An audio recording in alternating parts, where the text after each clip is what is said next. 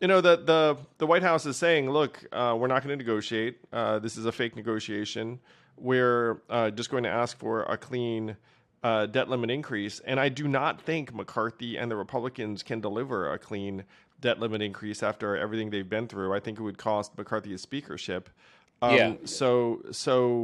I don't think they are going to get a clean debt limit increase. Like, so something's going to have to give. But what happened last time was there was a big, robust, okay, there's never been a crisis like this. Everyone, meaning everyone in D.C., kind of fueled by these pressure groups, everyone's talking about the debt, we should do something. And that's not been happening this time because everyone in Washington lived through a Trump administration that once it was in power, got rid of the spending caps as part of those debt deals, just kept plowing ahead and spending money. But Republicans are not even going as broad as they did 12 years ago. They went out of their way this time to not touch any entitlement program in the deal.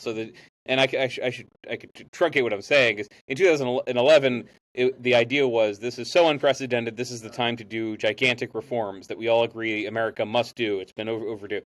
That's not the debate this time. It's, okay, well, we need to give in to some demands. Republicans have some things that they want to cut and reverse. They want to get reverse parts of the Inflation Reduction Act. They want permitting reform.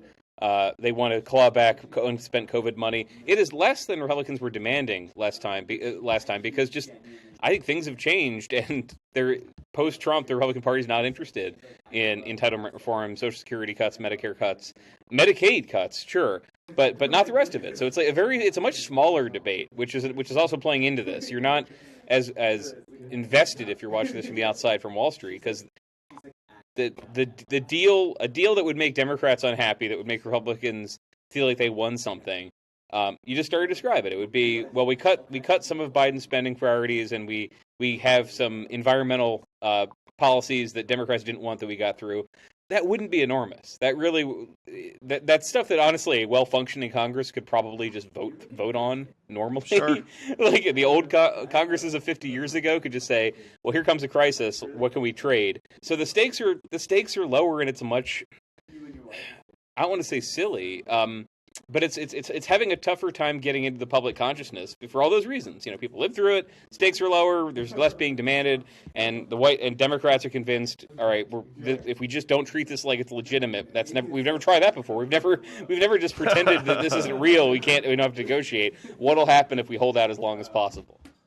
Well, I do want to say on one level the stakes are higher. My read of the situation is that they're going to play chicken, and that they're not going to do the reasonable thing until they're forced to do so.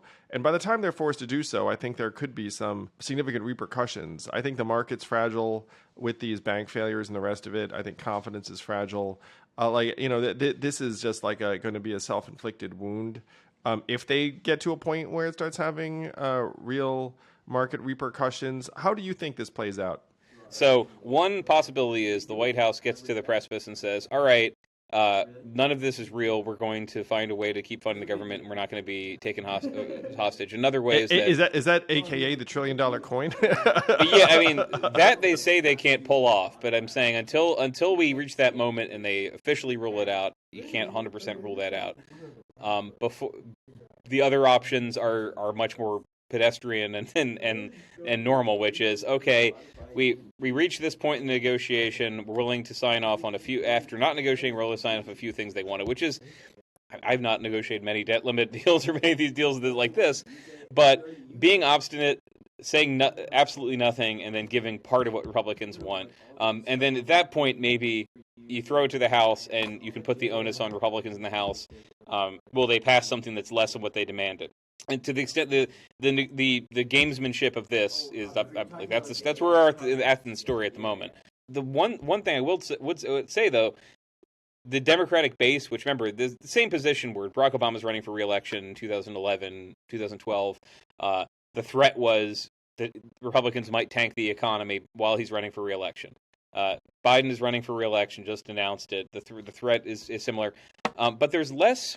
Apart from just the losing face, there are fewer things being negotiated that would anger the Democratic base. There was a possibility that Obama could have gone in let's say one of the versions of the debt limit deal had passed, Obama could go in as the first Democratic president to agree to in a very long time on Social Security cuts. What would that have done to the excitement of the base? What would that have done to Democratic activists? We saw how within 4 years there was a primary challenge to Hillary Clinton. There was the Bernie Sanders campaign. What would that have done? I think it would have disrupted things inside the party. I don't think anything being negotiated right now would disrupt things the same way. There would be disappointment by a lot of liberals who say, why the president looks weak for having compromised at all. He should have minted the coin. I think mint the coin's a good way to just say he should have done something that just get rid of the whole controversy. But it wouldn't be the same thing like he betrayed us. I think there would if there permitting reform is something that a lot of Democrats were going to agree to anyway. I think there would be a backlash from the environmental left on that. But most of the backlash would be we don't like it when our team loses. Less we don't like it when our team undermines the New Deal. That was the risk in 2011. Hey YouTube, glad you're enjoying the podcast. If you really like it, hit subscribe, and then YouTube will notify you every time we have a bang up new guest. Thank you.